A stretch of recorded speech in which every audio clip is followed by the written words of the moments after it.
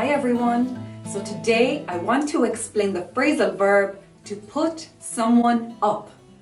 This phrasal verb means to let somebody stay at your house temporarily. Here are some examples. My sister is having a problem with mice, so I am going to put her up for a few days.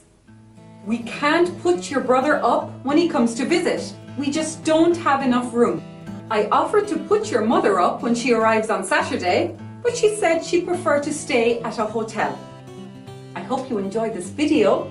Don't forget to share and subscribe to our YouTube channel, Hello English Cork. Happy learning!